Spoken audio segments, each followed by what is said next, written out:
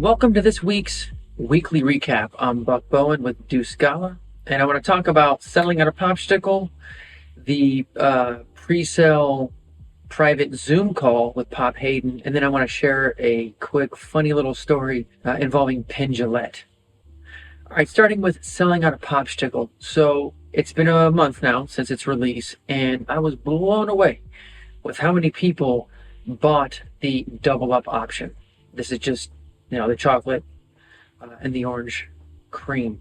I figured most people would buy chocolate because it's kind of the standard, and some would buy the orange, but I did not anticipate that over like 74% of the purchases would be for both. It's a quality problem, right? And in fact, let's talk about that really quickly. Quality problems, right? They say in life, it's not about getting rid of your problems, it's about increasing the quality of them. So for me, this was exactly that, right? Do I want to sell out? Well, no, I want to sell infinitely. But the fact that I sold out meant that people were buying. Or you didn't plan correctly. Who said that? Who said that? That's what I thought. Anyway, but quality problems, right? Like another example would be, I don't know, you get 2 tickets to go see your favorite band. I don't know, I had to say it like that. It's like, so who are you going to choose to go with? Your significant other or your best friend? Quality problem. Now to the private Zoom call with Pop Hayden. This was so amazing. Pretty much everybody who I've seen perform Popsicle, they all, okay, I say they do it wrong. Now, is there a right or wrong way? No, but there is a spectrum, right, of better and worse. And most people, myself included, in the beginning at least, we start down here, right? For some reason, it's got to be in our DNA because literally everybody does it. The first thing they want to do is they want to bring as much tension as possible.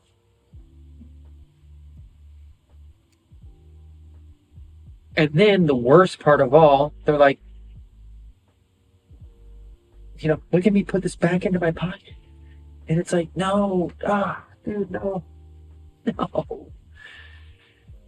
It's just not as funny. Like, people might chuckle because it's silly, but the weird thing about this gag is that the less attention you bring to it, the funnier it is. And anyway, a couple other things that Hayden mentioned, because some people want to bring it out later, like to continue the gag. And he said, if you bring it out again, you've dispelled the illusion that it was real, right? Because obviously it's still in its same form. This is also true if you were to say restore the bite, which, by the way, even still, now that it's out, I get magicians coming up and talking about, oh, yeah, you can restore and it's like, no. This is not a magic trick. This is a silly, fun gag. Stop trying to make everything a trick. The other thing he mentioned, and again, talking about something different, was extending the stage. Actually, I take that back. This was sort of an offshoot of the Popsicle conversation, but he talked about extending the stage.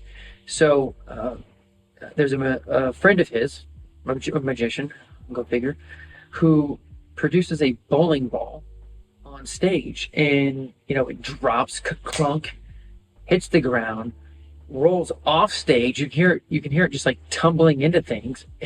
It like somehow makes it out into the parking lot and then hits a car, and the car alarm starts going off. And for me, what was so fascinating about this is it's like, holy crap, your stage just went from this big to this big. Because of course everybody who's hearing those sounds, they have that visual, right? Because they know what a car looks like. They can imagine this bowling ball just tumbling through, equipment and whatever backstage. And I thought, wow, that is like some cool psychological niftiness to be able to. I don't know if it's do more than what you're doing, but I really loved that idea, and I definitely want to play with that. Now I want to conclude with a Magic Live story involving Penn Jillette. So this took place in 2018. and we were premiering The Gambler's Ballad, a love letter to Johnny Thompson. So I did the filming along with Reed Nicewonder, and then I did the editing on that documentary. It was directed by a good buddy of mine, Emery. Of course, Penn Jillette was involved in that because it was him and Johnny doing Johnny's Gambler's Ballad. And so we do the premiere. It goes over great. People love it. And unfortunately, as far as I'm aware, there's nowhere you can see it now, at least publicly.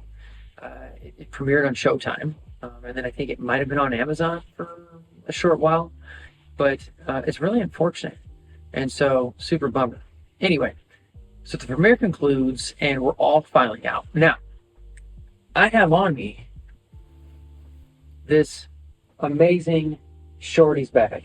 Now, if you're a skateboarder, you'll know exactly what this is. In fact, for a number of you watching, this is probably, I don't know, older than you, or maybe half your age. I guess it depends, right? But I've taken this bag around the world. I mean, I don't know the science on it, but I assure you, I've fitted at least 3 times more than what this physically can hold. Don't know how? Hashtag science. But you'll see here that this pocket is like not really a pocket anymore. So anyway, we're filing out, and we're going down the escalator. It's me, it's Emery, it's Penn Jillette, his wife. And we get about halfway down, and I feel somebody tugging on me. And I start falling backwards, and I'm like grabbing the like railing or whatever. And I just start like bulldozing over people. Right, it's just like human dominoes, just like cool, and I'm falling, and I'm looking down. It's an escalator, right? So I'm looking down, and I'm just like, okay, this thing's locked up, and like my arm, like I'm done. Well, anyway, what happened was, this guy, right, got sucked into that like rubber piece, and it just. It's like it got stuck and it just started pulling me back. And there's like, I mean, like I said, I'm like taking people out. And it's funny, like the guy behind me was so bad. This guy was so pissed. He called me all sorts of names. And, when I finally like kind of got up and everything was, I didn't lose an arm. I look up and like no reaction from Emery. No reaction from Penn. They were just like, oh, okay. And I was talking to Emery about it later. And basically, him and Penn, they just thought I was doing a bit. Okay, so that goes to show you a little bit of who I am. And I guess just the silly, mischievous stuff that I get into. I'm not sure. But it's a fun story. And I don't know if I've ever actually told that story publicly. But it makes me happy to share it because it's silly. And that's really who I am. So that concludes this week's weekly recap. I'm Buck Bowen with Deuce Gala. Thank you so much for watching.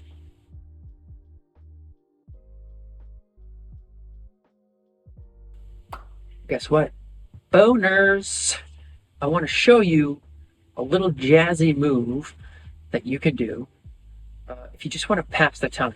It's something I really love doing. Let's get this camera off here and show you right now. Okay, I'm filming this in portrait mode, so that way you get to see all this gloriousness. But also it's just kind of awkward with the landscape thing. A little less awkward than filming portrait. So here's how this looks. You can take any 4 cards. In this case, we're just going to use the aces because reasons. And it looks like this.